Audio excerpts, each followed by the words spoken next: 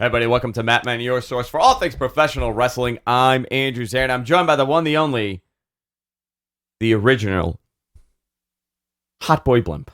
Oh, the Hot Boy Blimp. Yeah, the Hot Boy Blimp. You ever eat Blimpies when you were a kid? I ate Blimpies when I was Blimpies a was kid. the fucking best. It really was, and Yeah. it got really bad, like Quiznos. Yeah. Do you know why Quiznos failed? Why? They scammed all their franchisees into essentially becoming managers. Okay. And they bought back all the franchises forcefully, and nobody wanted to run the businesses, so they just changed all of them to like different shops. I forgot what was the Quiznos gimmick. Those weird defected little animals. You remember that? No, like because they were a hot Subway. Right. They were a hot Subway. Yeah, they were a hot Subway. Yeah. Hot Welcome to Sandwich Talk. I'm Andrew Hot Zarian. Subway. This is Matt Man, a show all about professional wrestling and everything else that we decide to talk about. Mhm. Sometimes it's not about wrestling, but mostly it is. Man, what a wild week. Yeah, dude. I am really, really tired between my day job Mm-hmm. and this and everything else that I do. Very tired. Yeah. I know we had a big Wednesday. Huge Wednesday. Which we'll talk about. There's also a ton of news to get into. We broke the story about a secondary AEW title being added soon, most likely when they go to TBS.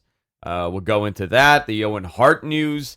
American Gladiators Reboot, by the way, Mhm. which is kind of what we were talking about on this MGM partnership, which is very interesting. Very strange, yeah. Very strange, and a whole lot more. Rich, Yes, sir. how was your week? It was good. I really, really want to talk about the show on Wednesday. Yeah. How do you feel about that? Dude, it was fantastic. It was a great Okay. show. Yeah. I left early.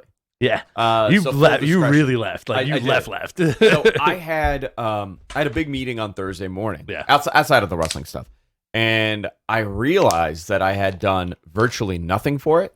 Yeah. What is going on our Sorry. TV right now? sorry, I distracted you. Oh my god, that is very distracting. I don't even want to say what it is, but that is beyond distracting. I would call the one all the way on the right side a relic. 100%. Okay, thank you. So, I left like 9:40. So I didn't stay for Rampage. Mhm. I stayed for most of the show, but I had to leave to get this stuff done. Yeah. You were there, obviously. Our buddy Yes. Kyle was there. Kyle. My buddy Jay was there. We Yeah. brought Uncle Bob with us. Did he have fun? Uncle Bob had a lot of fun. Did he yeah. leave before you? No. He would have stayed, but I feel like I dragged him out of there because I was like, Okay. "Hey, I'm leaving. Do you want to come with us?" And he was like, "Yeah, let's just all leave." So this is how fakakta the situation was in a weird way. Okay. So I was there. I was hanging out with Kyle, his buddy Cal, and Kyle's girl Blaze. Right? Oh, she came too. Yes, but Oh they man, I didn't meet her. so they were all separated in the arena. Right? Okay. It was my job to drive everybody back home. So I didn't know so that. it was like, all right, we got to meet here at the end of the show. We'll go back to my car and I'll take everybody home. When you left, I was on a texting rampage because they were not checking tickets anywhere. Yeah, I know. Dude, they came from the top of the rafters Yeah, yeah, basically to like the seats that you, Jess, and Bob had. Yeah. And I had them That's there great. and it worked out. That's great. Because I'm like, great. Yeah. We can all go home together. You Yeah, know? yeah. I also was like falling asleep on Kyle because the show was a very long It was show. it was a very long show. So, I didn't know you drove at all. I drove, I parked at the Skyview Mall, and then we walked. Smart. Okay. $14. Okay, got it. Yeah. Got it. So, I guess let's go into it, right? Let's go into that show a little bit Yeah, because I please. think that was a big story last week. 20,177 officially announced for Authur Ashe. Yeah. Quite possibly, I gotta double check the numbers, but within 100 or so people, this probably most likely is the most attended professional wrestling show in a New York City venue since 1980. Jesus, man. The other one would have been 36,000 held at Shea Stadium for the Showdown at Shea, which they used to run those, in the early 80s and 70s. Mhm. I got a question for you. Did you leave or did you get kicked out Where? from Authur Ashe? because you came down the stairs and you were like more like Authur Trash. Yeah, and they threw me right out. And then they were like, "Sir, you got to stop that." And you were like, "You throw me out of Authur Trash?"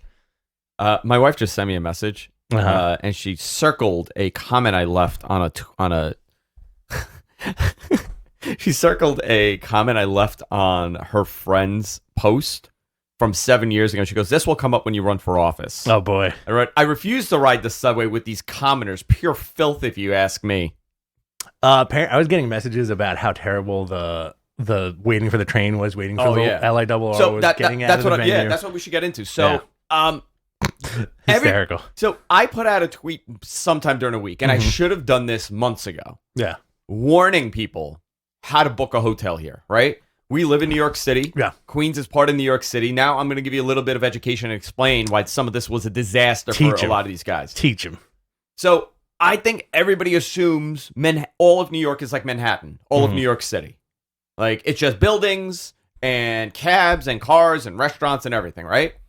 So you got that in Queens, you got that in Brooklyn, you got that for most of it, but where we are in Queens, we're the most northeastern part of Queens, yes. Right? It's more suburbia than anything else. Flushing, however, is one of the largest Chinatowns in the country. Our Chinatown, which in Flushing, is huge. It's gigantic, yeah. Gigantic. So, and that's not a disparaging term. It's not not disparaging at all. It's very different than what people expected. So these hotels are not the highest of quality hotels in Flushing. It's a very different. It's more industrial. Oh yeah, where the park is. So you're not getting, and it's airport. It's either you're going to get like an airport hotel, or you're going to get like an hourly hotel, like a dirty. You know what I mean? Yeah. And I think a lot of these guys that book trying to get as close to the arena as possible, and they book some dirty ass hotels. It's not. I'm going to piggyback on that by saying in Chicago at the Schaumburg area, it's not like, oh, the Marriott is right next to the venue. It's a 10-minute walk, and it's a beautiful hotel. Yeah. Like, no, there's. It's all gross. It's all wait, listen. I grew up in Flushing. I know you still live in Flushing. I still live in Flushing. Yeah. It's great, but you really have to know how to navigate. You really do. Between like it, you know what f's it up? It's the 7 train and the Parkway are parallel to each other. Yeah. So that area where the stadiums are and like it's also on swamp. It's swampland. Right. And where Flushing Meadow Park is with the Unisphere, like that area is like impossible because on one end you have the Grand Central, on the other end you have like the Van Wyck, and like it splits into like a weird thing. Yeah, you know. Like I said, what we did, we parked on Main Street in downtown Flushing, left my car there. It was $14. We walked a half a mile, and you know what? No traffic. Just got my car and left. I took the Long Island Railroad, but you got out early, so you missed. So what? Because I knew it would be a shit show, right? Because it's a lot of people that came from out of state, and they came out of the city, and they really don't know this part of Queens. Right. There is a certain way to escape if you need to go. New York, yeah. You're gonna have a very difficult time calling a taxi, or there are no taxis, right? And you can't like walk. You got to walk to like Main Street to like get anything, and it's a total disaster there. So what I did, I left at 9:40. Yeah. I was home by 10. Before 10, I was home. Wow. Like nice. Like 9:50 something. So you caught the train. I caught the train. Yeah, okay. Perfect. And I missed the disaster. However, I got to tell you, beautiful building. Yeah. First real event at Authur Ashe outside of tennis. They held a WNBA event in 2009ish. They've also done like some kid stuff, but everything they've eventually done in that, pretty much done in that building, has been associated with the USTA. We broke this down a while ago. The city owns the property, and they lease it to the United States Tennis Association for like $1, but they got to pay the taxes on it. However, they can't run everything in the park. Right. So they were very unprepared. Levy, I think Levy is the group that manages the concessions. If you ask me, they were very unprepared for this. They did not anticipate the demand for food and drinks. People were waiting on concession stand lines for an hour long. People missed that first match. People missed the main event. It was really bad. I know that was a major concern for everybody after the fact, and they have I don't expect it to happen ever again in that building. I agree with you. I talked to a couple of people from the concessions who were just like hanging out, and I was like, "What do you guys think?" And they were like, "This is nothing like tennis. This is a mob that we can't deal with." And also, this is my own 2 cents over here. If you guys have ever been to Comic-Con, and you know how like on Thursday, on New York Comic-Con, and you know how on Thursday it's like pristine and beautiful, and then 20 minutes in, it's just a gross, unflushed toilet. That's what happened to Authur Ashe. It totally got Comic-Con, and then like, you go into this beautiful building, and then about an hour later, it smelled like all the human funk you could think and of. Sweat and food, sweat, BO, farts, like more food, like it got like real funky in that venue. And it's a huge venue too. Yeah. So, it was a really, they put on a really good show. We'll now, a lot of complaints about it. I know getting back to the hotels were a disaster, but listen, you're putting 20,000 people in a building that normally, caters to a very specific group. Yeah. That maybe is a little less rowdy. Because I've gone to the U.S. I go every year. Yeah. And, the way that it works, they're busy, right? They're busy throughout the entire thing, but the facility has hundreds of people working. Yeah. And it's more of an early crowd. It's an older crowd. Yeah. It's not a party environment. Right. And this was more like you're going to a rock concert at a library. Yeah. At a church.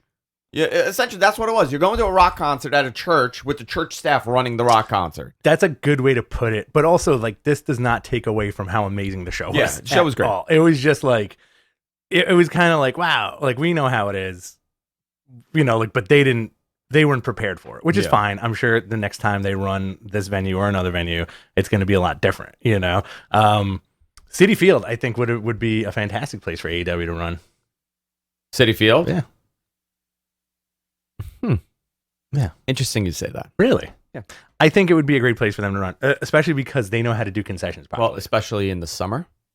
Summertime. No, you can't do summertime. Well, you can actually. You can. When the Mets are away, you can. You can. When they do that right around the All-Star break, right? That 10-day stretch. Yeah. You could definitely, that is the window of opportunity. They could hold 40 easy. Listen, do you think, he has a question for you, and then we're going to go into this, and I think this is a great question. By the way, we have a ton of news I got to talk about, and of course your questions, but little Saturday morning, a little slower show today. I like a Saturday morning show. Here's a question for you. How many more people do you think they could have fit in that building? If they did Citi Field, how many do you think they could fit? Realistically. I think realistically, they would be close to max capacity. You think so? I think so, dude. Like, this is... I would say 35. Yeah? Yeah, okay. I would say 35. That's close to max capacity. I think Authur Ashe is a good litmus test, especially because, like, I've never been to Authur Ashe. I think 90% of the people there have never been there. No, you're absolutely right. But they were like, hey, I could take the train, I could park, I could take the railroad or whatever. And I think that is the drawing point. Citi Field is that much easier to get to, that much bigger, and that much doper in terms of, like, what's there. Like, Citi Field, even if you don't like baseball, the building is great. The building is great. Like, the concessions, being able to walk around, even if you're walking by the good seats, like the field seats, you can still see the game even if you don't have a ticket. I think that's something that would be cool for the future if they decide to run that. Listen, 20,177 in a you're still restricted, right? With the amount of people that could come in, you got to be vaccinated. Traveling is still a pain in the ass. Yeah. With all those hurdles, I think it's beyond impressive that this 2.5-year-old company is able to fill a building like that, where nobody's been able to really do outside of WWE for the last 22 years. Yeah, dude. It's some maybe more than that, right? Because WCW the last year wasn't doing that either. So 23 years. I think we are in a different time period for pro wrestling. And well, let's get into this. Let's get into the card here and what you thought, Rich. Absolutely. Hang on 1 second here. We're going to skip the news and then go into... 1997. 1997 is when the venue was built. Yeah, 97. I saw that question in the chat room. So, after an hour of elevation taping... Yes. Which mostly was spent by me on the beer line, trying to get us beer. I know. And Nightmare, we got the dream match of dream matches opening the show. Open the show. You got Kenny Omega versus Bryan Danielson. Oh, chills. Went to a 30-minute time limit draw. I think they put on First of all, Dave gave it 5 stars. Of course. It's Brian's first 5-star match, if you could believe that. That's insane, dude. But by the way, it also shows that even by Dave's own words, I gotta tell you about the email I got from Dave. Is that what you showed me? Yeah, I gotta tell you, this man is a genius. I gotta tell you, I asked him one question. He gave me every possible detail that I would have ever wanted. I now have access to my own, encyclopedia for professional, which I deeply appreciate. Dave sent me that email, and I very, very much appreciate it. We got to see this match. My God. And they did not hold back. I think they did hold back. So you're absolutely right. So I asked somebody there. I was like, dude, they didn't hold back. He goes, what are you kidding? Do you know what that next match is going to look like? Oh, dude. He's like, this is the beginning. This is the first. This was the appetizer. Yeah. Let's see what happens. They killed each other. I mean, heavy chops. Did you watch it on TV? I watched it on TV twice. How awesome. Also, one of my favorite parts, even before the match started, Kenny looking at Daniel Bryan and going, I don't give a shit. Yeah. or Bryan Danielson. Whatever. Well, you know what? Danielson was awed by the crowd. Yeah. It was really loud. And my question to that I posted was, how loud is it on TV? And I was glad to see that it was pretty accurate on how the audio was. I would say it was to a detriment because it was so loud in that building. Yeah. You really couldn't focus. Did you feel that way? Because it was so loud. You couldn't even make out the chants. Dude, it was rolling noise. Exactly. Just like, what's happening. And then there was that dude behind us who was shut the fuck up with his screaming. No, not the screaming guy. There was a dude right behind us who was hysterical the entire night, just making like a weird oddball commentary. Oh, yeah. And yeah. It was very funny, especially towards the end of Rampage where everybody was tired and this guy just kept going. Whoever that dude is, man, I hope you're watching. So after that match, we had the CM Punk promo. They did a 30-minute match, went to a draw. Obviously, this is going to lead into, I guess, a tag match first, and then maybe this is the full gear match. Which, man, what a pay-per-view to have if that's your main event for the world title. Oh, dude, right? You could really do something interesting here. But you know what's fascinating? They have yet to tap into more story-driven, and I think that's going to be the story of 2022.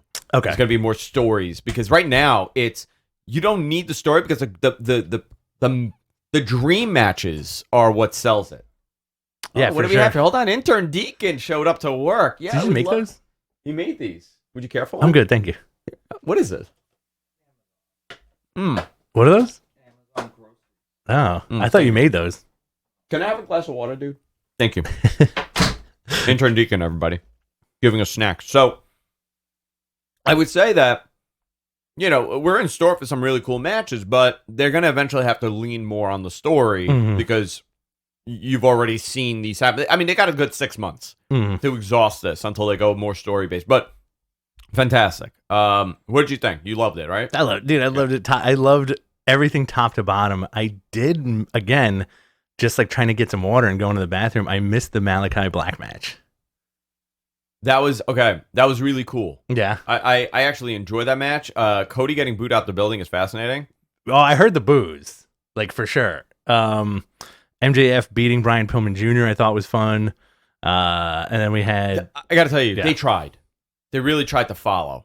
They did. Yeah. It's impossible. Tough, it really that was impossible for them. I feel like it was a detriment to that match because I was looking forward to it, but by the time it happened.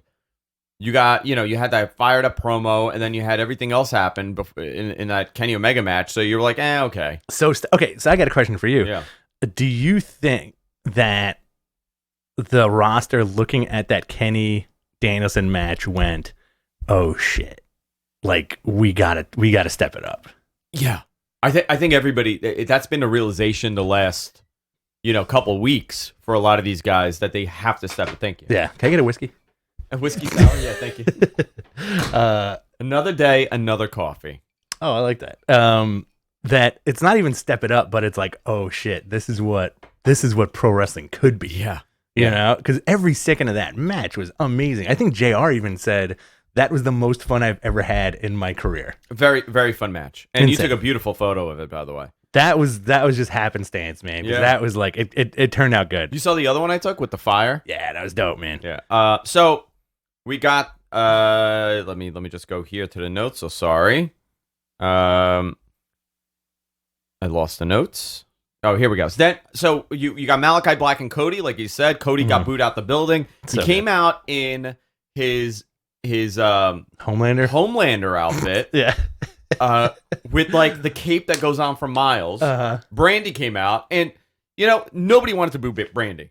Right, yeah. I love Brandy. She just had a kid. You know what? People hate her. I know people hate her. They hate Cody and they hate her, and I don't know why. Don't know why. It's a lot of assumptions. Mm-hmm. It's a lot of people's personal outlook on themselves that plays into it. You know what I mean? You think Brandy haters are living lives full of regret? I think like a lot. I think a lot of it is like, listen, they're beautiful people. Yeah. Automatically, some people dislike them. They're very confident. Yeah. They may come off a little pompous with that confidence. I'm not saying that they are. I'm saying this is how people maybe perceive them. They hate them. I don't get it. Yeah. I know people that know Brandy like for years, and she's beyond one of the sweetest people. Total sweetheart. Yeah. Total sweetheart. I don't know where it comes from. I think it's that goddamn neck tattoo.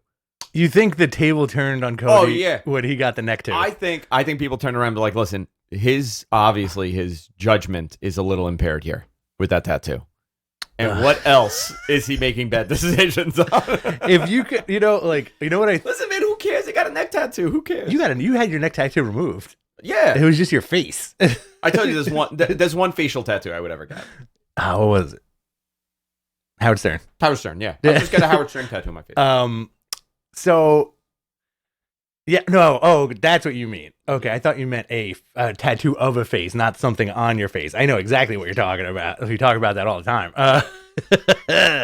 Dirty. So, I don't get the hate, but I can understand where you're coming from in that people are like, it's like a weird reflection of like, why. I think it's the same hate. The hate that they get is akin to that unreasonable hate that Dave Meltzer gets. You know what though? And listen, I know Dave. Right. We hung out with Dave. Yeah. I think he's a very sweet man. Mm-hmm. I think it's way less. I think Dave responds to people. Yes. And I think that's the biggest problem. He shouldn't be responding to some of these people. You know what? Yeah. But again, we hung out with the dude in Chicago. Zero pretense. That guy's all business. Yeah. You know? Yeah. You didn't know. I didn't know what to expect. You didn't know what to expect for the most part. But now you're getting like these delicious emails. He licked my ear. He did lick your ear. I saw that. Yeah. He's like, come here, I want to tell you something. You just go, ah. But he was wearing a mask, so it was okay. Yeah, but he put a hole through the mask and it just comes out. So it turtles out. So I missed the Cody match. I went. It was good. It was a bathroom break, and I didn't realize how long it was going to take for me to get back. Yeah. You know. And by the way, I think Cody in this role, depending on who he wrestles, he should be booed. I think it was cool that Malachi Black people are really behind him. And listen, man, this guy puts everybody over. Yeah, dude. It's not. And someone's like, "Oh, this is like Hunter and Steph." I'm like, the guy is putting everybody over. He loses constantly. Yeah. And I thought this was great. I think Malachi Black looked like $1 million. Oh, his entrance is gnarly. He looks great. Yeah. Then we got Sting and Darby Allin. I left during this match. Dude, it was awesome. I know. I saw it. Mm-hmm.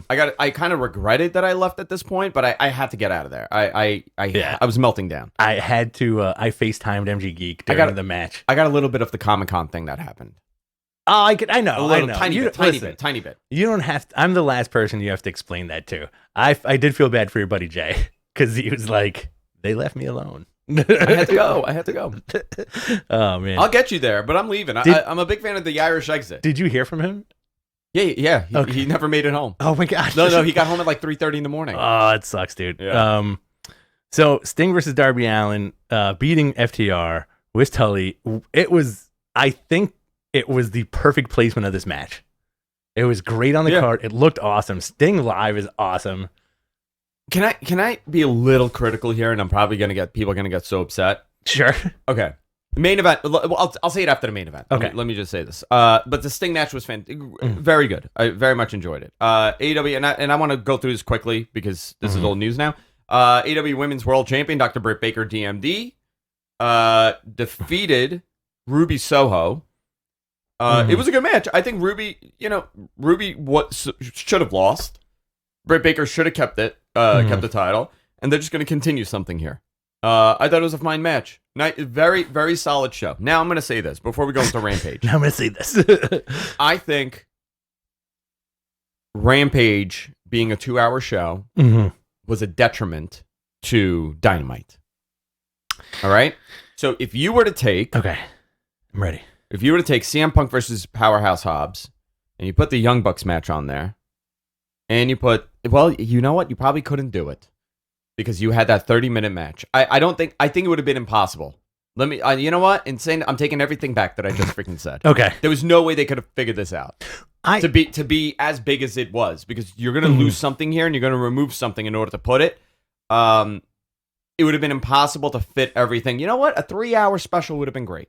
I think the original plan that you and MG were talking about ahead of the show would have worked for me personally. That's how it was supposed to be. 1 hour Rampage, 2 hours Dynamite, the second hour of Rampage.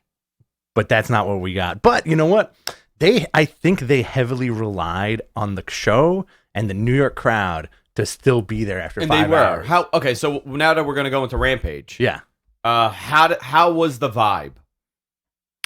Dude, okay. So Punk blew the place up. Kyle was saying, like, because Kyle is a former pro wrestler who was hanging out with us. From his perspective, he was like, I think they rushed it because it seemed like Hobbs was super nervous to be in the ring with Punk. It was slower. It was a slower match. Punk slowed it down. Got CM Trunks. CM Trunks. He's getting a little bigger. He's working out a little bit more. More push-ups. I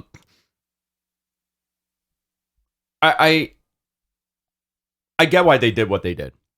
I do. So Punk opens it. Big pop for him, right? But people were staying. Did people leave? A few people left. After Dynamite? No, a few people left after the Lucha Bros match, but not a lot. So what really, really popped the crowd, Adam Cole and the Bucks beating Christian Cage and Jurassic Express, because that was a fun 6-man. Yeah. And the crowd ate it up, right? Yeah. Great. The Men of the Year beating Chris Jericho and Jake Hager, the crowd was still with it, especially when America Top Team came out. The American Top Team got a huge pop. Who was out there? It was Jorge Masvidal got the biggest pop of them all. He's gimmicked up, hair is done, wearing the jacket. So good. And he did the running knee that he had hit, what's his name with? That he beat him with. Yeah. My brain just stopped. Come on. Who'd he beat with that running knee? I don't know. I don't watch MMA. It was Askren, Ben Askren. Okay. He hit Ben Askren with that and beat him with it. So people freaking loved it. By the way, I would say that was a very successful moment. I think Jorge Masvidal is a star. Paige Van Zant was out there beating up Jericho. It was a total... I mean, they annihilated them, essentially. And this is going to continue something. Very cool to see. Yeah, dude. That was fun. And then all of a sudden, it's Lucha Bros and Santana and Ortiz beating Private Party, Butcher, and Blade, right? Yeah. Santana and Ortiz got a beautiful hometown pop. Okay, I missed that. Yeah. You were home already. At this point, I got a text from you saying, I'm home. I'm so tired. Don't talk to me anymore. Don't talk to me. I'm done. I'm melting. Have fun at Authur Trash. Authur Trash. Lucha Brothers Santana beat Private Party, Butcher and the Blade. Great match. Really fun. Santana had Mets/Knicks colors on his face paint, which is dope. Very cool. Like the orange and blue. Very cool. Penelope Ford beat Anna Jay. Honestly, like, I had zero expectations for that match, but that was a fun match. Very nice. A very good match. They teased like some Dark Order stuff too, which is fine. Well, the tease maybe is for next week. So next week they're going to be in Rochester. Yes. Right? Yeah. Hometown of Brody Lee. Brody Lee. So there's a lot of speculation about Bray possibly showing up. There was a story put out. I wish I knew who put that story out so I could give them credit. I can't remember because I'm unprepared for that. But there was a story out that says that Bray could have waived his 90 days and not been paid by WWE. Interesting. I have not heard that. so I can't confirm it. I haven't even asked about it. Mhm. I believe Dave put it out. Somebody put it out. I have on my own thing. I haven't even asked because I was so saturated with everything else going on in my life this week. Yeah. So I'll follow up on that this week. Obviously, to Monday, but interesting. The Dark Order stuff kind of plays in with this. It's perfect timing for something cool to happen for real, if they are going to do it. So we'll go into that more in a little bit. But main event time, lights out match. Oh boy, Jon Moxley and Eddie Kingston versus Lance Archer and Minoru Suzuki. how dope! With a Homicide run-in. Catalyst Wrestling's own Homicide. Dude, but Kyle and I squealed. I know. Was Kyle like... How hard was Kyle? He was pretty hard, dude. He had to, I've never seen him that hard before, and I've seen him pretty hard. No, like both of us let out this weird mankind squeal when Homicide came out. Like it was insane. The match was fantastic. Eddie, huge pop. He got one of the biggest pops of the night. The crowd was chanting Eddie. At 20,000 people chanting Eddie. Eddie. It was really awesome, right? Fun match. They tried to... I don't know how it came across on TV when they tried to tape up Mox. Okay, so I have to tell you, I need to rewatch Rampage because I watched it last night, and I was losing my mind at one point last night. I think you know. Yeah. So I was kind of out of it, so I didn't really get the full effect. So at one point, Lance gets duct tape, and it looked like this is the first time this guy's ever used duct tape, and he couldn't get it around Mox properly. Yeah. So it was loose on him, Okay. Weird, dumb wrestling gripe, right? Yeah. And then Homicide had a pair of scissors in his pocket. Of course he does. To free Moxley. And I was like, oh, everybody's got scissors in their pocket, right? I think it's great that Homicide... First of all, Homicide looks like just a lunatic walking around in New York City. How many homicides do you see regularly? Oh, dude. Like that is a look. Homicides rule Manhattan. And by the way, Dean in our chat needs to speak to you. I know. Can you just take his call, please? I said hi to him, and then Dude, can you just answer the man? Dean really needs to talk to you while we're doing the show. He was like, Rich? Yeah. Are you my legitimate son?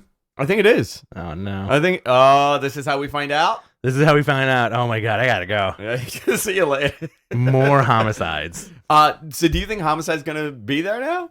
So I was talking about that on the way home. Do you, a one-off?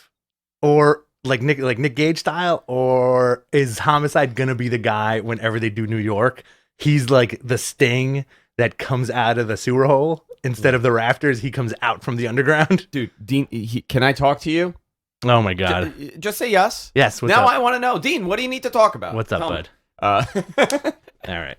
He thinks maybe he's into you. Maybe he likes you. Somebody take care of this guy. Jesus Christ. I think he should definitely have a match. Yes, Homicide needs a match. I think whenever they come to Queens or New York, they're gonna have a homicide sighting, But it's dope because, he's Eddie's guy and he's his mentor, and he'll never train see that Eddie. in WWE. You know what I mean? No, you'll never see it done right, And I don't think the WWE crowd would know who Homicide is, but that Authur Ashe crowd, a bunch of New Yorkers, they knew, and they did it right. They knew. What if I was kind of like, what if they have other weird New York guys show up? I hope so, because that's good for me. I guarantee the next Catalyst Wrestling is going to have, double the ticket sales. Oh, yeah. Because Homicide's on national TV. So this is great for me. It's great for Catalyst Wrestling. Yeah, so absolutely. The more Homicide, the better. So do you think they're going to engage him and just one off or no? No, I think they'll maybe do a 3-on-3 now. Mm-hmm. You could have Homicide and Dean and Mox. Jesus. Mox and Eddie, which I'm into. Okay. Fun match, dude. How about Little Uzi Verde? Little Uzi Verte. Little Uzi came out too. Little Uzi came out. I don't know, man. Rich, I want to talk to you. Rich, I want to talk to you. That's cool, man. Yeah, so it was an awesome show. I'm really curious what the ratings are for this. I don't think it's going to be... Can I guess? I'm going to throw one. 987. I'm sorry, 897. For Rampage. 887. For Rampage. 887. I'm going to say 990. 990? Okay. Yeah. All right. I'm just throwing a number out there. You know what? You want to do Price is Right rules? Whoever's closer gets. Yeah, the over under. Yeah, whoever's closest has to buy a drink. That doesn't make sense. No, whoever is closest without going over, Right, has to buy the other. It gets a drink bought for them. Okay. Yeah. All So right, cool. the loser has to buy. Yeah. The guy the who loser. doesn't get it right has to buy the Yes. drink. Yes. Yeah. All right. Hey, Rich, I need to talk to you. Matt Reichel. Matt, what's up? Hope your surgery went well. He says 750. Drew Nichols Drew Nicholas says 805. What was your number again? 887. 887. I'm gonna go 990. Okay. I'm gonna go 887. What if we're both over? Then we Just buy each other drinks. Yeah. Then we just buy both a drink. Yeah. That sounds good. Yeah. So it was a good show. So let's go into some news. I know everybody's here for this. Yes. Let's do it. About 2 weeks ago, Mm-hmm. I got wind that there was another title coming, and I assumed it was going to be the Trios title. Well, by the way, a Trios title is on the way. But that's been on the way. Because Cody said, I think it was Cody Mm-hmm. or the Bucks during the last Jericho cruise, they had kind of said that their plan was to debut it at the next one. Okay. Right? But that didn't happen. Obviously, pandemic happened.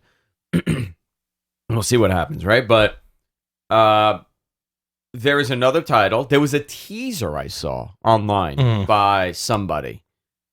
And I asked somebody else. I said, hey, what's the deal with this? He goes, oh, there's a secondary title coming. It'll be a women's secondary belt. And I was trying to confirm the name. I had the name, but I couldn't confirm it until somebody else told me, like, oh, yeah, you're absolutely right. So I broke it on Denise's podcast on Wednesday, right after Dynamite, where she was doing her 100th episode. And I was like, you know what? Let me just go in there and throw it. And I gave her a super chat, and I'm like, it's going to be called the TBS title. Boom. So the TNT title is going to be the men's title. TBS title is going to be the women's secondary title. And apparently Rampage is staying on TNT now for a while. Okay. That was the story. Somebody sent that to me. Again, I've been really out of it this week. And then the Chris Canyon stuff kind of blew up. Yeah. By the way, I was on Wrestle Talk TV. You guys should check it out. I was on the Wrestle Talk TV podcast with Denise and Adam, filling in for Luke. Luke just had a daughter. Congratulations. So Luke was not in. So it was a lot of fun. I told the potato story. I saw that yesterday. Yeah, it got over really big. Bringing it back. Listen, you know what? We were having some technical issues, so we were just trying to fill in some stuff, and it just turned out that the potato story worked, and people, that story does not get old. No, it's a good story. It does not get old. We ran with that for a while. And every time I tell it, it's the God's honest truth of what happened, and people absolutely love it. So, did you tell it the real way, or did you embellish it and say two guys held you down and then a third guy potatoed you in the mouth? No. I said the real story. He potatoed me in the mouth. It's a good story. It's a funny story. I'm still shocked. Questioning why you took the potato, dude. It was a total lapse in judgment. I honestly, and I said it on the show, I think I took too many edibles the night before, and I was like kind of zoned out. I was really zoned out, and when he did this, I maybe thought like in my mind like, oh, I'm at home and just doing it. You almost got poisoned. And then you know what? When he put it in, I just sucked his finger a little bit, like maybe that's what made you sick. I think so. Whatever was at the end of this guy's finger. No, but I did say now. I believe now I'm a Highlander. It was like the monkey's paw, right? I ate the potato. I have eternal life, but now I have to witness all my loved ones die. Oh no! Always. You know that's what they say when you suck your own potato. You're granted immortality. Yes, indeed. All right. I'm so sorry. Hang on. I'm sorry. Yeah. Ayaz has a question. Yeah. Which is the worst? The grape. Ayaz Akhtar. Which is the worst lapse of judgment? Cody's neck tattoo or Adrian's potato? The potato. The potato. 100%, man. You can laser that shit off. Yeah. You can't ever unbe immortal. You can't ever laser a potato once it's in your system. I'm gonna have to decapitate myself. That's the only way. Oh boy. Like a Highlander. All right. So So TBS title. I think it's cool. Rampage is staying on TNT, which I think is. It was. Listen, I think balancing the ratings. They're very happy with the Rampage ratings. To be honest, we'll just see what happens now. What happens? Nothing. I'm just giggling All about right, the potato. Good. thing. I'm Good. sorry. Keep giggling. It's I love good. it. It's good. It's Owen Hart Foundation partnership with AEW. A little kick in the face of WWE here. Right. Saying, Martha Hart has not wanted to work with them ever. This would allow the use of name and images of Owen. Video games merch event named after him, etc. You know, and here's a theory. I don't know if this is yours. That's mine. That's yours? Okay. Yeah. Because normally you put the R. I thought it was MG's. But Sorry. it's a great theory. Here's a theory. If Kevin Owens jumps, he can win the first Owen tournament. Right. You know what, Rich? Never even thought of that. Brilliant. I do think I'm not saying that this is the plan or anything, but AEW does have a habit of capitalizing on coincidence, kismet, and the karma of just wrestling, right? Yeah. All this stuff seems to just work out for them perpetually, knock on wood. And I think this might be one of those things where final entrant in this Owen tournament that happens at some point in the next year. Yeah. Kevin Owens. No, That's his debut. He wins. What a fantastic way to do it. Right? What a fantastic way. And again, synergy, right? Capitalizing on the name and the coincidence and the odds and whatever. Synergy. So this is fascinating. Story came out. American Gladiators is getting rebooted. And MGM and WWE are partnering. Yeah. You know, for a couple of weeks now, I've been alluding to something, right? I keep saying that if WWE doesn't have some sort of Vegas residency in some capacity within the next 5 years, they totally missed the boat on something. I love that idea of the Vegas residency. Right? And this is, and I had heard about this, and I didn't really bring it up because I just heard about it in passing. I had no information beyond, oh yeah, they're going to be rebooting it, and MGM is partnering with them.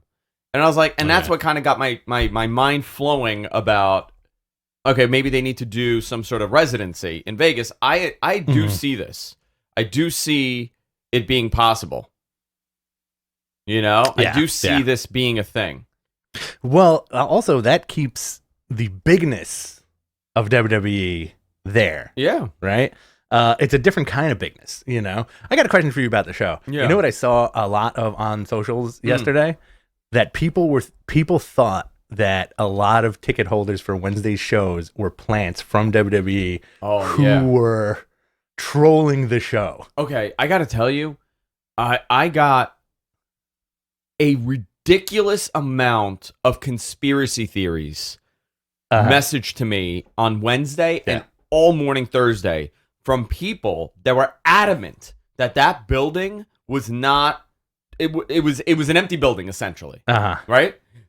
People were sending me screenshots of empty chairs, the section off, like the obstructed view section, saying, "Look at the 1,000 seats, the suites." Like, guys, there was 20,000 people in that building. A lot of people. Every seat that could potentially have been sold, that you could watch the show unobstructed, was sold. Yeah. Whether or not people were sitting in their seats at that very moment, because there were, 20,000 people. How many people do you think are walking around at concessions? Right. I would say a lot. A whole lot, yeah. I would say a ton. People are walking around. They're buying stuff. They're doing stuff. What is this obsession with trying to make this into something that is either... I don't get people that want to make things into a bigger thing or take away from it. Be truthful. Just be honest. Yes. It's also that weird us versus them mentality with AEW and WWE that shouldn't exist. It's so dumb, dude. It's so stupid. I don't get... even with sports teams, like, I'm a Giants fan, right? Yeah. I'm a Mets fan. Okay. Right? I don't freaking go on Twitter and start antagonizing Yankee fans. Like, what kind of loser? What kind of loser are you in life? Not anymore. I used to do that in the 90s. I used to go on message boards and Yankee boards and talk about Tino Martinez. Oh, yeah? Derek Jeter and Paul O'Neill. I saw them. Jeter's a shill. Jeter's, do it. Hey, Jeter, do it for Ronkonkoma. Like, how weird is this? Like, guys, like, who cares? Like what you like, don't like what you don't like. Who gives a shit? It's cool that people are passionate about it. If you love WWE, like I love WWE, I watch it every I watch it more than anything else. You know, if I didn't enjoy it, why the f am I watching? Right. That was a good censor. I've learned to censor myself. Nice. Bit, that was very good. That was like you did your live dirty rap song, but then you did this shit on the mic. You know what I mean? Like, Ronnie from Ronkonkoma. I don't get that mentality. Yeah. I think it's really silly. It's very silly. Like, I had somebody come up to me at the event, okay? And he's like, hey, Andrew, like, I took a photo. There was a guy also that wanted a photo at the fucking urinal. Which can I tell you, like, it's embarrassing for me to tell you, dude, can I not be holding my piece of deal? You should just turn around. Huh? You just turn around with your ding dong out. Yeah, I should have done that. I'm like, you want a photo? Here you go. There you go. Post that on your internets. I don't get. So this guy comes over. He's like, you know what? I hope WWE effing dies now. I hope they die. I hope WWE dies. Never gonna happen. This is the beginning of the end. They suck. WWE sucks. I hope. And this company needs to stop hiring those losers from there. I'm like, oh my god. I'm like, dude. I said, I get it. Everybody's passionate. I said, take wrestling out of this, right? Let's say you're Intel, right? You're Intel. Intel is WWE. Oh. And AMD, NVIDIA is AEW. You have the best of the best engineers and coders working at Intel. Are you now as NVIDIA going to say, well, I can't hire those people. They worked over there. And then people start criticizing the company saying, oh, it's just a bunch of hires from Intel. No, it doesn't work like that. Yeah. Nobody cares. There's only there's two places to work in this business to make money, like real good money. Who cares where people go? Exactly. I'm going to quote as a comic book writer that posted this yesterday that I think applies to this. Not liking things and hoping they will fail is not a personality. No one thinks you're cool or interesting. I promise. I don't get that mentality, dude. Yeah. It's a weird thing. And listen, enjoy what you love. Love what you love. Hate what you hate. Don't watch what you don't like. Exactly. And you know what? We can say that because we're on both their payrolls. We're on both their payrolls. We're on both. Oh, that's the best. This dude goes. He's like, yeah. Would you? Let me ask you. Did you pay for your tickets? I'm like, you know what? Yeah, I effing paid for my tickets, and I paid for everybody's tickets that came. Yes, much appreciated. Because I want to. First of all,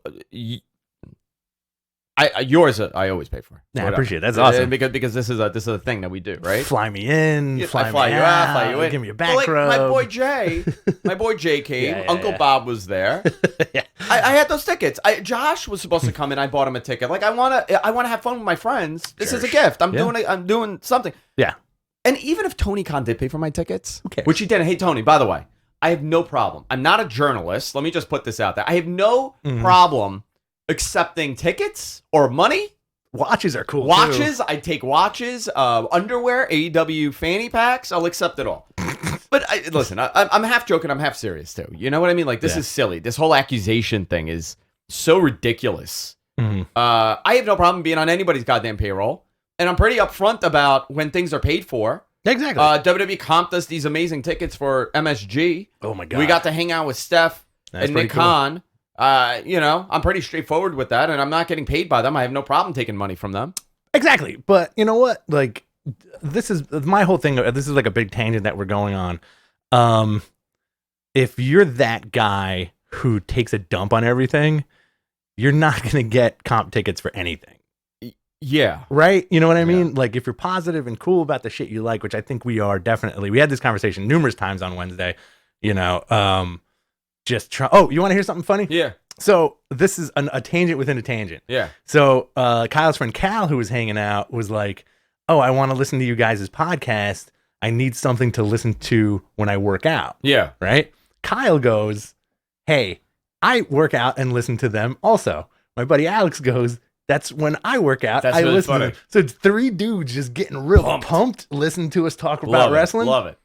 Hell yeah. So listen, I don't know, man. I think the whole thing is really weird. I don't do this for money. Yeah. Neither does Rich. Like, we make a couple bucks from this, and that pays. Like, You know, Go, we made a couple go to bucks. the bar. Yeah, but you know what it goes to? MG. We go to the bar. Yeah. We throw a couple bones to MG. We throw a couple bones to Suncast. We throw a couple bones to Jonathan. We buy these tickets to go to these shows. You know, it gets pretty expensive. You know how much Vegas cost? Vegas was very Vegas expensive. cost me probably. Did you get comp for that yet? Not with the comps. Yeah. It cost me like $1,800. Oh my god. And you're talking, and the comps were my flight was paid for by Sapphire. We're gonna have to start that OnlyFans, dude. Listen, it's expensive. It's expensive, but I don't do this for money. I don't give a shit about the money. It's not. Rich has a career. I got a career. We do well. You know, we do well. Yeah, this is fun.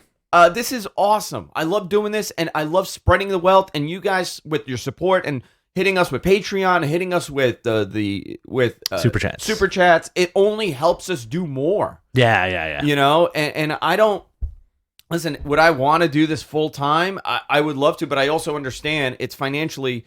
It would be virtually impossible for me to make the money I'm making. Right. With you know. With having it, you know, obviously I got to share with Rich 50-50 partnership here, and I got to pay everybody else. Kids. Like, I can't. I would not be mortgage. able to, I got a fucking crazy ass. My mortgage is so obscene, but knock on wood, I work hard. Everything I do, I work hard. I'm doing 90 fucking hours a week, so I have no problem making money with this. Yeah, absolutely. That being said, send us watches. Send me watches. Send us watches. I want more Rolexes. That's all. So, American Gladiator Reboot. Let's talk about Dark Side of the Ring. This was a big story, and then we're going to go into WWE because they have a big pay-per-view coming up, and I think they've been doing some awesome stuff the last couple days. I made a post about Chris Kanyon. Yes.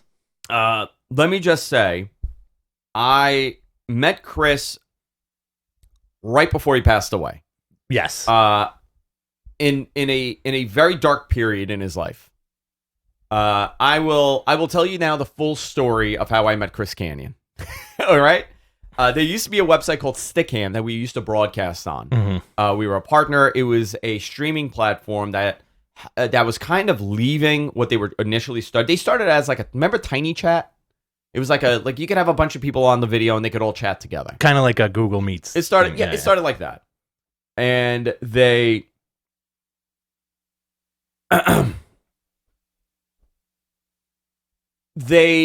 they contacted us because they wanted to go more with content like this, and we were on there. And Chris somehow found the Andrew Zarian show, and it said the guys from Queens Network. So he would come in the chat and he would hang out and would talk about being from Queens. And he had the name Chris Kanyon, and I was like, "Hey, is that Chris Kanyon?" He's like, "Yeah, I'm the real Chris Kanyon." So we started chatting. Yeah. Imagine if I got catfish from a fake one by some guy named Kiss Canyon. By Kiss Canyon. So he would also go live on there at times. And just shoot the shit and do nothing and leave. So we started talking because he called me. He's like, "Listen, I got this groundbreaking." First, he asked me if I was gay because I think he wanted a date. Yeah, I'll start off with that. That's the part I didn't put in the tweet. So he's like, "Hey, can I ask you a question?" I'm like, "Sure." He goes, "Are you gay?" I'm like, "No, I'm not." He's like, "Oh, too bad." He made a joke. I was like, sometimes it doesn't work out for us. He's like, "I would have loved to go on a date with you or something." It was a cute little line. So. We started chatting. He's like, "Listen, in all seriousness, I want to come on the show. I have this groundbreaking story." He's like, "Can I call you?" I said, "Yeah, no problem." Maybe he just wanted a date. I don't know. Listen, I am a handsome boy. You do get a lot of man love. I do get a lot of man love, and I deeply appreciate it. So he calls me, and he was out of his effing mind. Very upset. And I don't mean that in a disparaging way whatsoever. Right. I'm going to be a little bit more sensitive with my words here. He was really angry. He was all over the place. And he had a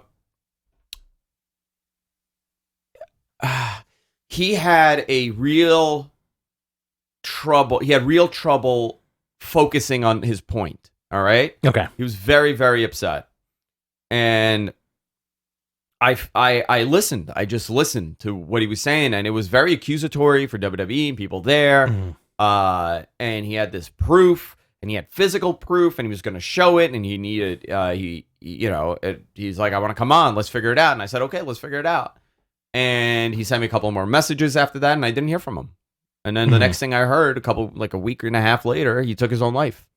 Very unfortunate. Very unfortunate. And I put that out there, and a lot of people took it as a WWE dig, but it was more a, hey, let's be a little bit conscious about mental health issues. And my own personal belief, I don't think he had any evidence. I don't think there was any evidence. No, okay. I don't believe any of it. I think he was in a real bad place. Mm-hmm. And some of the things he said to me, I won't go into, but it was really out there. Really, really out there. Yeah. But unfortunately, he did suffer from bipolar disorder, you know. Unfortunately, he did, yeah. And you know, and he had a lot of issues with him being gay. He was being closeted. He was very upset with it, and he always thought it would be a detriment to his career. Mm-hmm. And people that we now, because of the show and everything, in talking to a couple of people, everybody knew. Right. And I don't think, first of all, wrestling, especially in the 90s in that locker room, I truly understand why he would not want to. Right.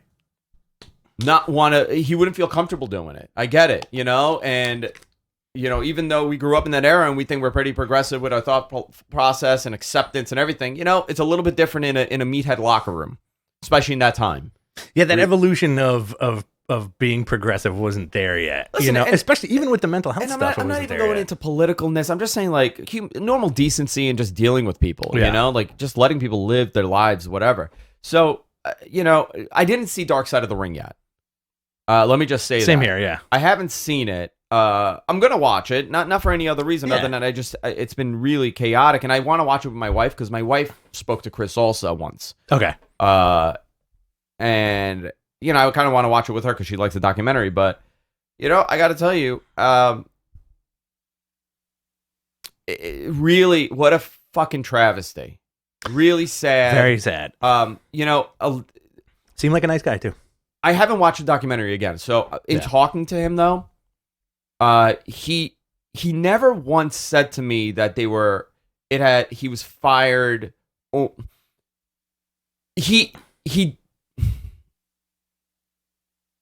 I want to be careful how I say this. Yeah.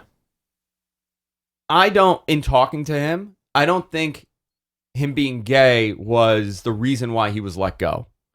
Okay. Could that have been a small factor? I think so. It could have just been another thing that certain people in that company didn't like him for. But the main thing was he was from WCW. Mm-hmm. He had a very his character was a cocky character. Right. Who better than Canyon? He came with tremendous praise on his work rate. Yeah. And big dude too. He's a big dude, and when he got to WWE, he just had every obstacle in his way. He just had every fucking obstacle in his way, and there was no way he was going to get over. Unfortunately. Yeah. And it had way more to do with the fact that locker room was extremely competitive in 2001. Mm-hmm. The enemy is now here. You've been told that these people are your enemy. Yeah. And that they tried to put you out of business. And now you're in their home. What do you think? It's not going to be the best. It was set up to fail by design. I'll just say it that way. Yeah. The success of anybody in WCW, any of those mid-card guys, the Chuck Palombos, the Chronics, Chris Canyon, even DDP. Mm-hmm. DDP failed in WWE because they were set to fail. So I'm going to watch the Chris Canyon stuff tonight. Yeah. It really makes me sad that he never felt comfortable. Yeah, it's very unfortunate. And he was only 40. And I believe he was starting to do the Mortis gimmick. Okay. On the indies again. And he got in shape. I know that he kind of got out of shape and he was getting back in shape.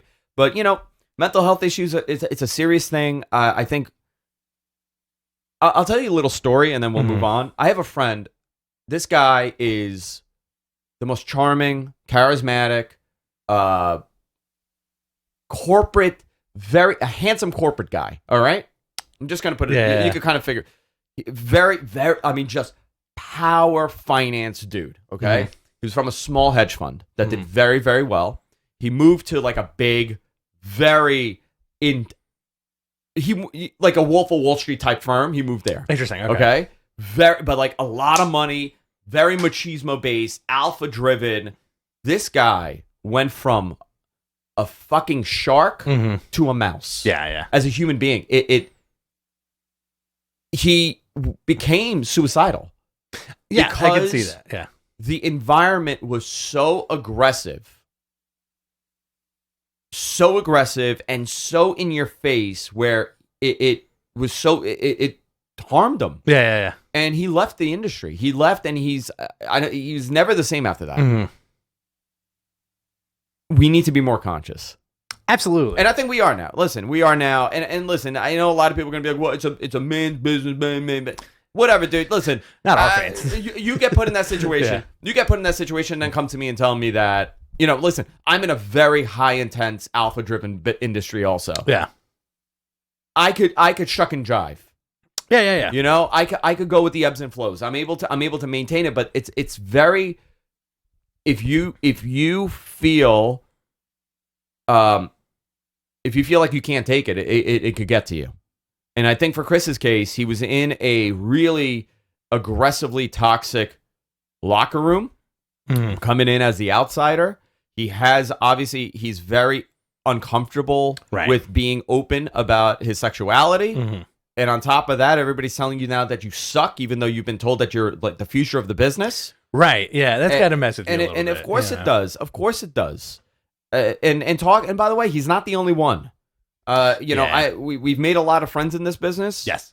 And the horror stories of hearing things that certain individuals in the business, top guys, have done and said. Right. I have a story about somebody that I would never, ever put out there. Yeah. Because it's so heinous. And nothing illegal. I'm just saying. It's not an illegal act. It's nothing sexual. It wasn't any kind of harassment in that way. But it was just such a crappy thing to say and do that you would be...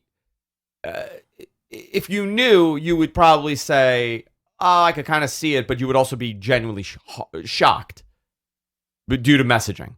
So, I don't know, man. I got to watch it. It's a little bit of a downer, so I got to be in a right mind to watch it. Listen, they're all... Sorry, I went on. No, don't apologize. They're all downers, but, like how you said you watch it with Jess. Yeah. Vicky... In theory, she's always like, yeah, I'll watch that with you. I'll watch Dark Side of the Ring with you. And then at the end of every single one, she goes, why did I watch that? Now I'm sad. Like she was crying at the end of the last week's episode with the plane ride from hell. So I won't even go. I don't even want to. That's fair. Go near the plane ride from hell thing, but I'll just say, I think I'm not even going to say anything. Sure, yeah, that's fine. Tommy said enough. There's and I don't nothing say left to be said. Listen, but however, I do want to. I'll say one thing. No matter how many, I think Flair started off like he did say that he made some really stupid decisions because he was drunk all the time. But WWE embraced this whole Ric Flair robe thing. Oh, yeah. It was known. Everybody knew that he would do this. It was made into a cartoon. It was also made into a pay-per-view. Pay-per-view. Was it a pay-per-view flyer? It was a flyer where they were lined up for a mugshot, and Flair has his robe open with the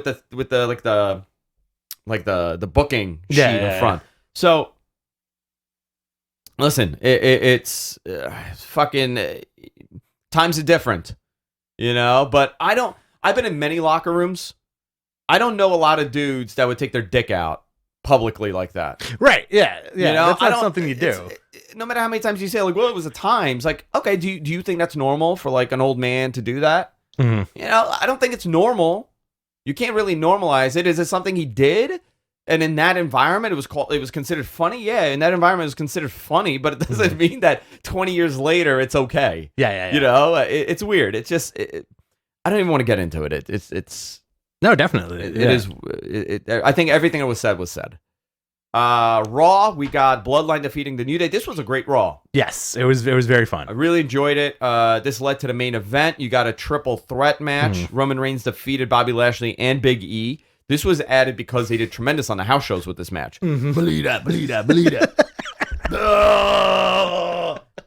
That's all he does. He's just zapping people now with his...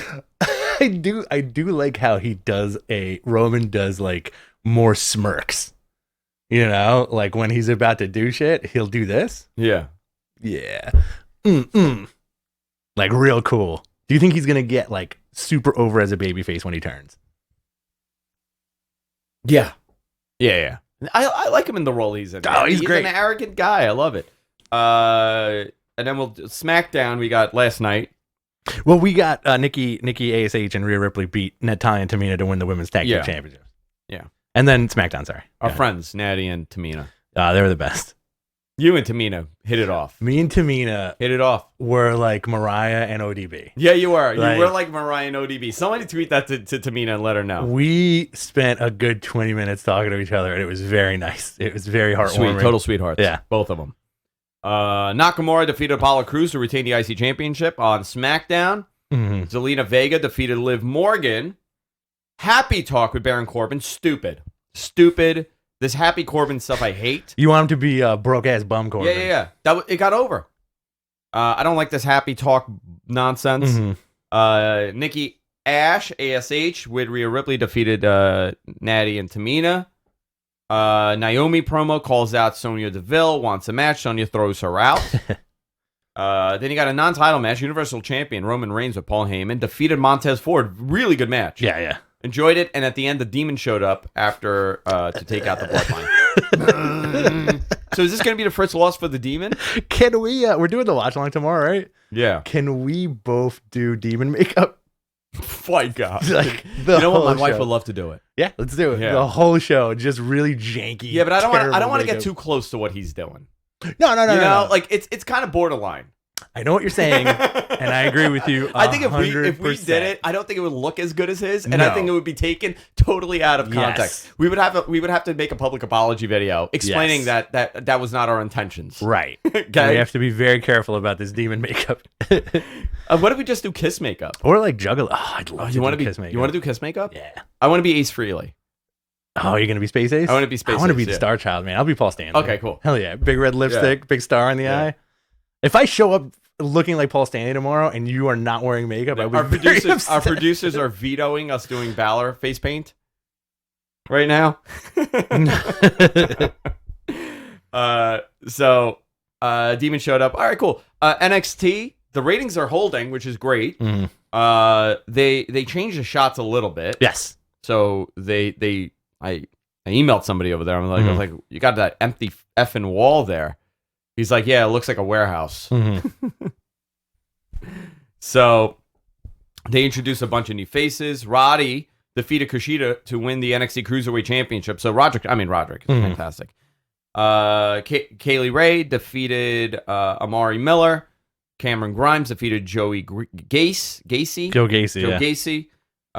Elektra Lopez defeated Anna Shear. Odyssey Jones wins a 2-on-1 handicap match. Braun Breaker. Yeah. Come on, guys. Come on. Why can't he just be a Steiner? Why can't he be Mojo Steiner? Rex Steiner. He debuted as Rex Steiner. Riddick Moss came back on SmackDown. Okay. That wasn't in the notes, but Riddick's back. But why? You don't like the name Braun Breaker? It's like... It's so 80s. It's so 1980s and 1990s. Do you think this was what they wanted from Mojo all along? Oh, yeah. Positive. Yeah. You know what they're going to have? I'm going to tell you. They're going to have a Braun Breaker playset. Yes. Where it's him with like an action punch to break the brick wall. Absolutely. They don't do it, Mattel. If you guys don't do that, you're missing out. I think, let's see. Because he's getting that title. He is getting that title from Tommaso Ciampa at some point. Dude, all I'm thinking, I look at him and I'm like, what kind of merch do we have? Yeah. What kind of merch? All right. Braun Breaker what? Braun Breaker, anything with it. Anything with Braun Breaker. He's a merch monster. I think he should start bursting through a wall like the Kool-Aid Man. Yeah. That's what it's going to be. Yeah. I like him, though. I'm into him. So Braun Breaker with Tommaso Ciampa, NXT champion, defeated Pete Dunne and Rich Holland. So you can see they're grooming these guys to be the next stars. Yeah. These are like Rich Holland and Braun Breaker are like the buff big boys. They're the Mason Ryans. They're the Mason. They're working on this. Joe Gacy got canceled. I don't know what happened with him. I don't know anything beyond that. Joe Gacy he's like the progressive guy, right? Is that his gimmick? I think so. I don't know anything about him. Yeah. So tomorrow, Matt Men Watch Along, 7 p.m. Sunday. We're doing this, Rich? Yeah, man. It's been a while. We haven't done a watch along due to all the travel for the pay-per-views.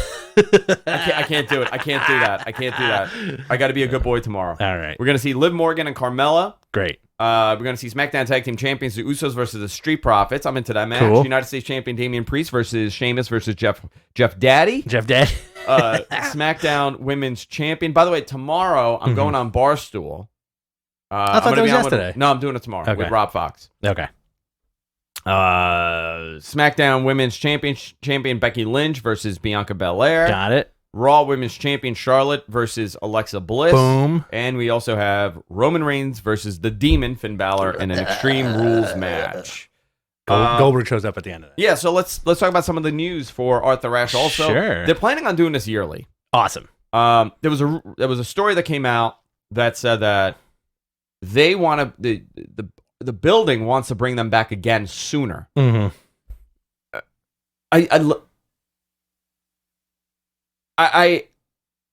So here's the deal with this, right? Like it's an outdoor stadium with a cloth top, the dome. Yeah. They're not going to be running this in the winter. Too bad. Like the weather was very shady on Wednesday. Because the top could have been You open. know, it would have been cool if that top was open. Yeah, that would have been cool if the top was open. But I don't know how often. I know that they want to do this yearly. So if you do Grand Slam now every once a year in September, I think that's fantastic. That's amazing, actually. It works out really well. You can't do it too close to tennis. You can't do it too far out because it's the winter then. Right. So you have a very sweet spot. So I don't know. I'll ask my buddy in the building, see what I'm sure they would love to have them again earlier. Positive they would, but I don't know logistically how soon they could go back there. I'd be shocked if it's in the cold months. I'd be shocked. But maybe, this is part of that idea that they want to book unique venues. You had mentioned this a while ago. Like that should be their thing. Keep booking unique venues. It would be cool. And plus, like, I think going by the reaction to Eddie Kingston's go home speech from Rampage, like definitely something on their radar, probably. And I don't know if they aired it. Probably not. No, I don't think they aired it. Where Kingston basically goes, we planted a flag, but because of everybody who's joined the roster, there's cement around the flag, and AEW runs New York City now. And the crowd went bonkers for it. It's a very competitive market. Think about how many times both companies are going to be here. Right. AEW ran Jersey, WWE ran Jersey, WWE ran New York, AEW ran New York. They're both running 1 week apart. They're running Long Island. Somebody asked me, like, why do they keep going? Why is everybody going to the same place? I'm like, because you want to go into a market where you could guarantee the most ticket sales right now, because everything is so limited. So you don't want to go into certain places because, economic issues. So they're looking at, okay, where can we make the most money? There's a lot of analytical data that goes into this, and they realize that, maybe you can run New York a couple times too close to each other. Do you think we're in for like another New York explosion of pro wrestling? Dude, GCW ran shows like every freaking night. You didn't go to emo? No. GCW No, emo? I didn't go to it. I saw a bit of the karaoke. It looked fun. I didn't go to it. Nick Gage sang My Chemical Romance is Black Parade. That's a star. Or he made the crowd sing it. That's fantastic. I do feel like there's like some kind of weird explosion, especially now where like so many people are attending these shows and going to these shows, and you had like a lot of internet personalities there and whatever. Do you think there's going to be a play for the entire city of New York? Because we have, for a place that isn't relatively that big, we have so many venues here. Now we do. Barclays, Nassau, UBS Center, right? Well, no, we have Nassau also. Nassau, MSG, Hammerstein for the smaller shows, Terminal 5, Authur Ashe, Citi Field, Laboom. Let's throw that in there. Yeah, I mean, there's a couple. Melrose, that's another one. There's a lot of cool venues, but I think as far as large venues go, I think this is the first time we have we have a large amount of venues now to use, which is fantastic.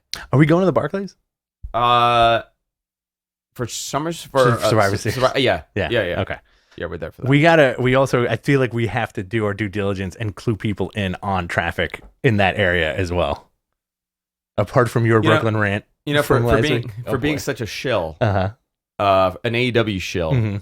We're being paid by both of them. We're the worst AEW shows because we actually pay for our tickets. Right. While WWE comps us constantly. Yes. So, how do you? That's a great question, Brandon. Add that to the notes, MG. All right, question time. You guys ready? Oh, get your questions ready. Submit them in the chat. The boys are going to put it in the notes so we could answer them. But New Japan also, G1 is currently happening. I know, man. The poor G1 is not getting any love. You know what? They're in a bad spot right now, but there's nothing you can do. Nothing you can do about it. Naito is out, Mm-hmm. which is terrible. You want to run down the blocks really quick? A block. So Great Okan is in the lead with 6 points. Zack Sabre Jr. 4 points. Heard he had an amazing match the other day. Shingo with 4 points. Toro has 4 points. Kenta 4 points. Yujiro Takahashi 4. Kota 4. Tangaloa 2 points. Ishii 2 points. And Naito is 0, but withdrew due to knee injury and forfeited 8 matches. And that screws everything up for them. It kind of does. B block, Jeff Cobb is in the lead with 4 points. Taichi 4 points. Okada 4 points. Evil 2. Tanahashi 2. Sanada 2. Tamatanga 2. Yoshihashi 0. It's kind of interesting how like Minoru Suzuki is carving out his own American legacy right now. Yeah. Like that was dope. Did you ever think you'd see John Moxley, Minoru Suzuki, Lance Archer, and Eddie Kingston wrestling in a match and Homicide where Homicide saves the day in front of 20,000 people and not in like a dirty locker room somewhere out in Staten Island? Yeah. Fantastic. Really nuts, right? Really nuts. All right, ready? Q&A time, boys and girls. Submit your chat questions. Rich will read them, and we will do our best to answer them. Also, guys, if you want your question read before everybody else, please do not hesitate to use that super chat button. You can super chat anything you want to us from 99 cents to $99 million. I would love $99 million. Frank Gradia, $4.99. Hey, guys, I'm in the hospital, but I wouldn't miss your show for anything. I think both promotions should be pretty happy right now, don't you? Sorry that you're in the hospital. Hope you get better with whatever. He could just be in the hospital. Just hanging out. Yeah. Sometimes I go there just to hang out. Oh, boy. Thank you very much. I think both brands are doing well. They're both doing well. And then he also asks, how much fallout do you think will come from the Plane Ride from Hell documentary? I think it's over. We saw the fallout. Tommy Dreamer got pulled. Flair's commercials got pulled. Yeah. It was 20 years ago. Exactly. And well, that's no defense. It's 20 years ago though. Mm-hmm. You kind of you're kind of quick to forget when something happened 20 years ago compared to it happening today. One of the most interesting parts of that documentary was how my wife fell in love with JR, by the way, just at how great he is with words. Yeah. And him going, why didn't Ric Flair get punished? Well, that's a good question. I'll just put it to you this way. He was a made guy. Yeah. And I'm like, oh, that's crazy. And then I watched Goodfellas right after that. Did you? I love it. Dude, I've seen it like 300 times. We're going to talk about Goodfellas for 2 minutes right now. Go ahead. So it's the best movie. So I get why people don't like gangster movies, but that movie is above and beyond a gangster flick. It is the best gangster flick. It is amazing, right? I think it's above The Godfather. Yes. When The Godfather's on, I'll watch it for 10 or 15 minutes, depending on where it is, and then I'll stop. Yeah, me too. When Goodfellas is on, I caught it as it started the other day. I recite the lines. Jess and I will do the lines. Oh, yeah? By the way, Casino also. Casino and Goodfellas is better than both Godfather 1 and 2. Say that again? Casino? Yeah. And Goodfellas, both better than Godfather 1 and 2. Casino's another favorite. I'll watch that all the way through. And I love The Irishman. Interesting. I've never seen it. Dude, it was long, but I didn't feel long for me. Okay. I think it's just, nobody has an attention span anywhere. It was a fantastic film. I got to check it out. One quick thing about Goodfellas that I found this out yesterday while listening to another podcast. The scene with Pesci and Do I Amuse You? Do I amuse you? Am I a clown? Apparently, totally ad-libbed. Well, yes, it was. Right? Yeah. The guys around them reacting, they did not know that was coming, and they reacted accordingly with their character. Fantastic. Like the one dude was like, hey, he's a big boy. You should have minded his business. Like all the character actors are just like throwing in their lines. I like the part he goes, and that's Tommy 2 time. because he says everything twice. I got to go get the papers. Get the papers. Get the papers. Get the papers. So good. Yeah. All right. Very accurate, by the way. Bob Hazelwood. We got a super chat in here too. Damien just hit us with one. It got added to the list. Yes. Damien, what's up? Bob Hazelwood, $5. Your thoughts on the Chris Kanyon episode on Dark Side of the Ring? I've yet to see it. We have yet to see it. Brandon Charles Powell, $10. Is Britt's wrist healing up? I feel like she should rest and let it heal, but I don't want her momentum to stop. She's on fire. So are you two. Keep up the excellent work. Thank you, Brandon. Thanks, Brandon. Her wrist is still not great. I mean, it's she's still wearing that thing, so she's gonna be wearing it for a little bit. Damien. Oh boy, $5. Damien. Since we have so much variety in wrestling right now, can you compare this to any other time where there is something for anyone to enjoy and consume? It's if the territories had had national television. Yes. I don't think we've ever had a time like this where there's so much wrestling. I actually think there's less now than there would have been if the pandemic didn't happen. I think a lot of these indie promotions will never come back. I think a lot of people that were on the cusp of maybe getting a spotlight on them in wrestling, independent wrestlers, that went away. I know a lot of people have retired because they don't feel like they could do much.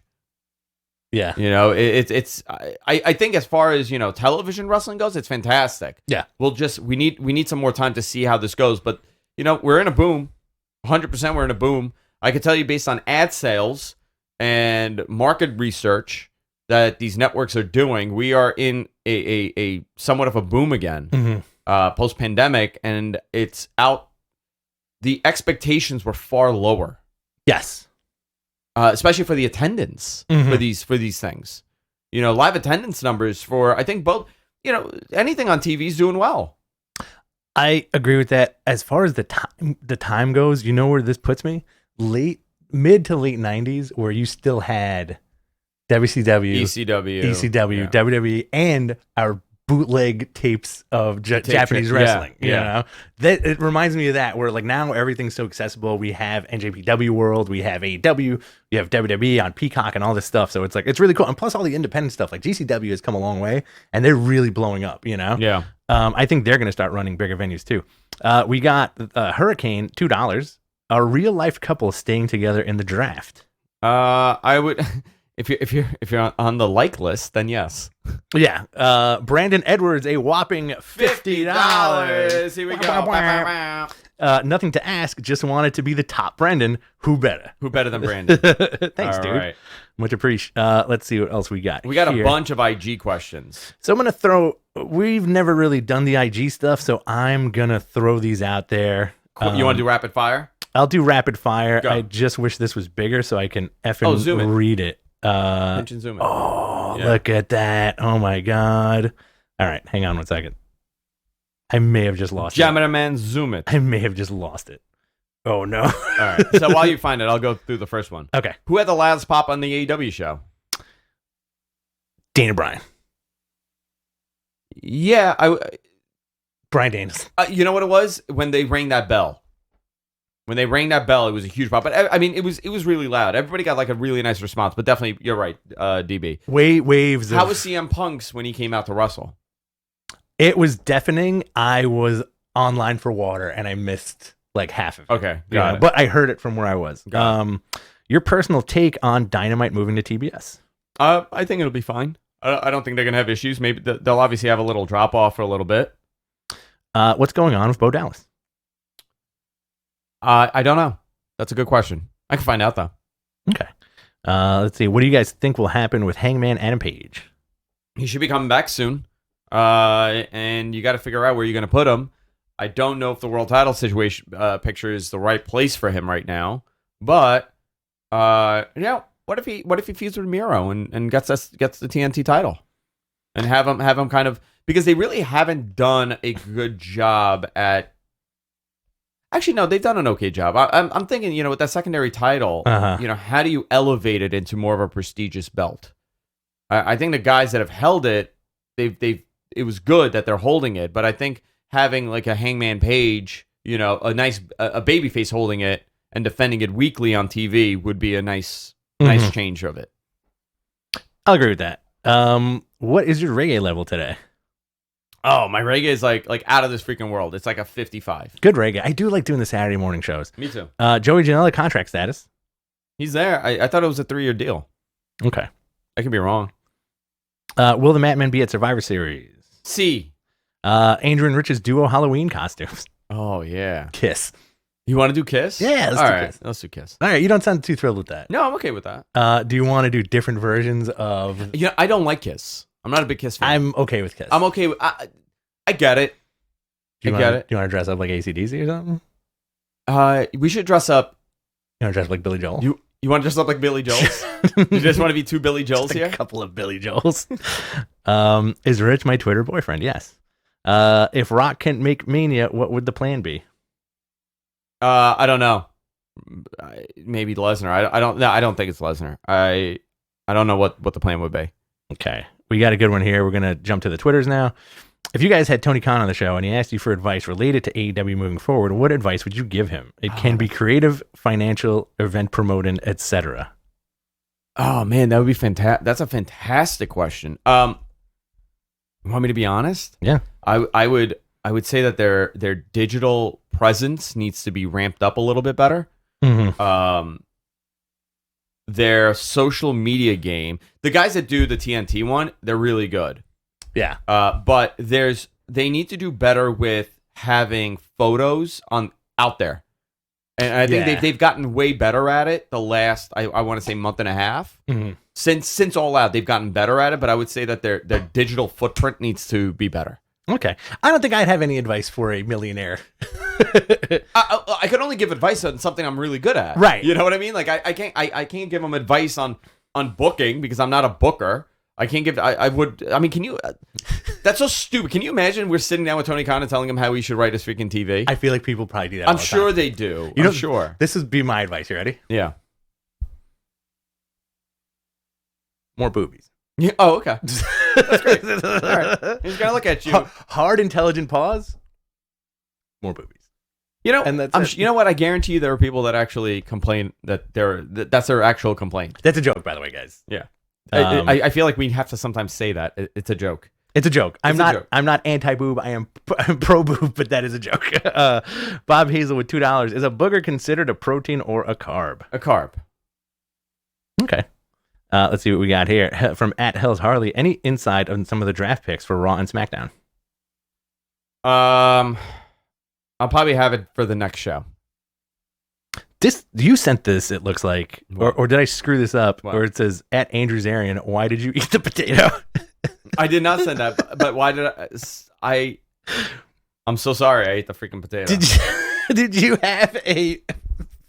you have a moment where you were outside of yourself and were like, I need to ask myself why I did this tomorrow? Who wrote this? Like Memento. Who wrote this? Like a Memento moment. Oh, that was from Brainman02. It just said Andrew on top of that. That's so funny. Let's see. Are we going to see some surprises in Rochester this Wednesday at Dynamite? I don't know. We'll see. We'll see what happens with Bray. But Dave is thinking it's a real possibility. The Balor Club. Hey, Andrew and Rich, just want to say love you guys. You're my favorite wrestling podcast. Any news on if The Rock is still scheduled for Survivor Series? Hoping to see you guys in Brooklyn. I haven't asked about it since I first reported it. Mm-hmm. That's what was said to me. All the indicators point, yeah, it's possible, but we still got some time. Yeah. You want to let's jump into the YouTube live chats here. All Elite Podcast. Why isn't Andrew dressed like we're headed to the big Italian mafia wedding? Why isn't he? Yeah. So I'm not going to work today. It's your day off, man. It's my Saturday. Day off. I dress like a 14-year-old normally when I'm not working. Absolutely. Ayaz Akhtar, the grape in shape. Is there any storyline reason why the Inner Circle didn't help Jericho and Hager? I think because they've kind of separated them a little bit now. Mm-hmm. I don't know why. That's a good question. I know that Jericho wanted a breakup, but Tony is against the breakup. Tony Khan. Yeah. From Pratik. Hey, Andrew. Tony from Observer. Yeah. Shout out to Tony from Observer. That guy's great. Shout out to Tony. Shout out to Brian too from Observer. That guy's also great. I want to wedge myself into like his video game shit that he's doing. From Pratik. Hey, Andrew. What is your favorite Extreme Rules pay-per-view? I don't think I have one. I can't even. You know what's crazy? I can't even tell you one that I've enjoyed. When the Shield debuted. Was that Extreme Rules? Yeah, All right. I'll do that. Then. I think that was the end of an Extreme Rules. Okay. Another Brandon Edwards. Can you make the Hulu Theater into a wrestling show? Yes, we've gone to it. This one actually here. Yeah, that was in the Hulu Theater. The Big Apple Breakdown, 2016. Honestly, really good venue to see a wrestling show. It was a weird venue. It was a weird setup, but we had a lot of fun. Well, I think it's discombobulating because there's no crowd on the other side of the ring. It's just the ring. Yeah. And then like the crowd's kind of like an amphitheater style, like around it. Crown Wolf. Andrew, do you have any idea how WWE ticket sales are doing for the New Year's pay-per-view in Atlanta? I'm constantly checking Ticketmaster, and it looks like they have tons of tickets left. So there's a great Twitter account. Let's see, twitter.com/ it's called Wrestle Tickets, I think. Let me pull this. He also has a Patreon that you guys should support because the guy does Wrestle Tix, I think. Yeah, Wrestle Tix, Tix. He does an update of all the arenas. So Extreme Rules, for example, he posted this 15 hours ago.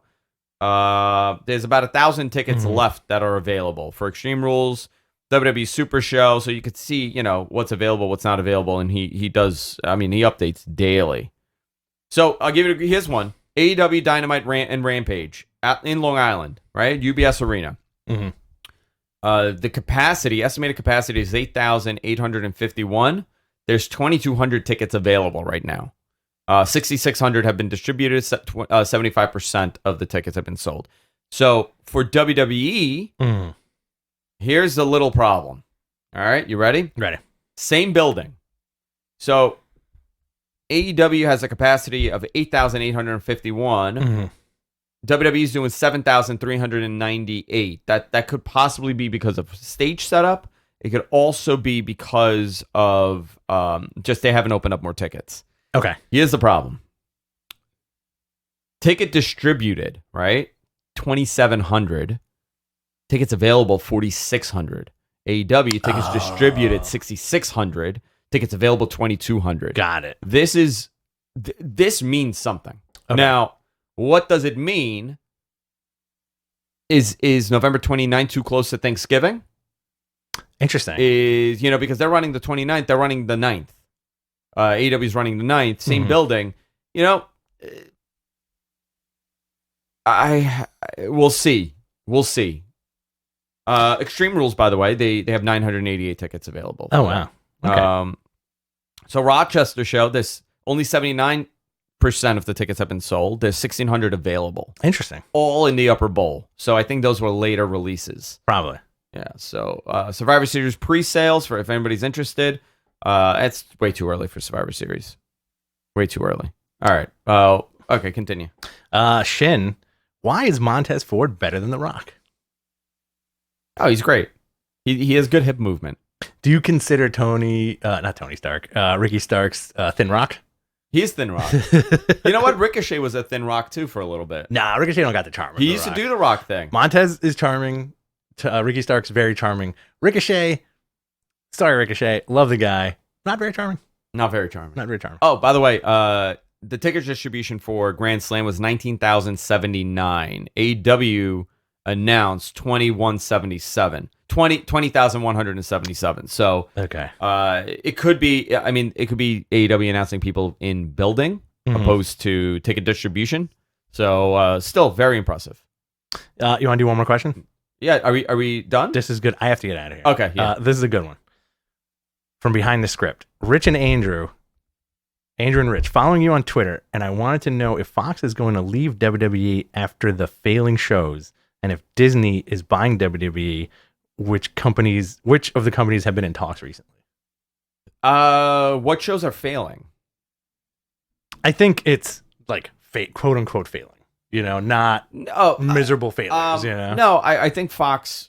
Listen, there's a lot of synergy between Fox and WWE right now. It's. I'm not going to say they're unhappy. The ratings, the expectation for the ratings were to be much higher, but we're still in a pandemic. Yeah. And I think that's going to be the story for the next contract negotiation. And maybe if they were to get any break from, losing in the losing revenue, it would be the fact that people are very understanding about how things kind of fell apart Right. for everybody. And you have to re-strategize, and now you're finally getting back into it. So I think what WWE does within 2022 is going to be very telling on how their content partners are going to be happy, if they're whether or not they're going to be happy with them or not. And here's the other thing, right? WWE has kind of refocused how they treat the networks, right? You can't have one as an A and one as a B. You have to have them both as A's. Yeah. And because there's so much money being dumped into this. Yes. So I think now we're seeing more of this kind of even distribution of talent in a way. And you're going to see, listen, is it time that the brand extension ends? I mean, that's the other thing. Yeah. I think, you know what? I agree with that. We always say like it should be tighter, right? It should be tighter, and the deserving should be on the card. The top of the top acts need to be on the card, and this is something AEW needs to be careful with because of Rampage. You know, you did purposely take away from Dynamite to make Rampage better for that building. It didn't matter for the people in the building, but it mattered for people watching at home. Right. You could have had it be a better show. You had to, by design, make it less of a better show and do the best that you can just so you can move people to a different side. Right. WWE, you know, they've done this for the last, 20, almost 18 years. 18 years they've been doing a brand extension on and off. So, oh yeah. You know, I think the best way to do it is that the champions are on the brand that the title belongs on. I'm sorry, the champions travel. Work both shows. And everybody else could be a hard split. Yeah. But the champions should be allowed to go on both brands and defend their titles on both brands. The champion should be able to go anywhere. Yeah. I've always agreed with that. You know what? Let's do a couple more. All right. Just because we got a couple of fun Sorry, ones. Rich. I totally No. spent too much on that. No, it's fine. Treehouse Vince, are we doing a watch along tomorrow? Yes, pal. From Pratik, Andrew and Rich, is there any chance Finn Balor wins the Universal Championship? Say that again. Andrew and Rich, Balor. is there any chance Finn Balor wins the Universal Championship? I would say no. Unless Brock costs. Ooh, hold on. Right. Brock costs the title, the match. Now you have there's no title on the line for the Saudi show. You could have Brock beat Roman. You could have some sort of schmaz with no title on the line, and then you could have at the next pay-per-view, you could have Roman win back, or the next week Roman win it back. I wouldn't mind seeing Balor get that belt again. And also, I want to see, this is for me, I think you'd get entertained too. I wouldn't mind seeing a yell off between Roman and Brock. Like Roman does his like ooh-ah, and then Brock does like his weird like scream, his weird mountain man scream. Yeah. One part of the story, and I don't know why they haven't said, is that Balor never lost his title, the Universal title. Right. He never lost the Universal title. He won the title and he had to give it up. And you know what? That changed a lot of the trajectory in that company. It really did. That I truly believe that's the reason that Balor losing that title correlates to Goldberg winning it. 100%, dude. Yeah, 100%. Because it was Balor, then that schmaz finish was Kevin Owens, and then that 2-minute Goldberg match, right? Yeah. Really weird. All right, last one. Yeah. This is from Ayaz, the Grape. The Grape. Who is your favorite wrestler, and why is it Hook? He's fantastic. He's such a little shit. I love him. What love that Hook. Like, Hook was over. Hook was over. People love him. Hook was over. We also, you know what we also didn't talk about? Miro coming out and destroying Sammy Guevara. I didn't see that. Sammy Guevara came out with a bunch of like his place cards, and Miro destroyed him and Fuego del Sol.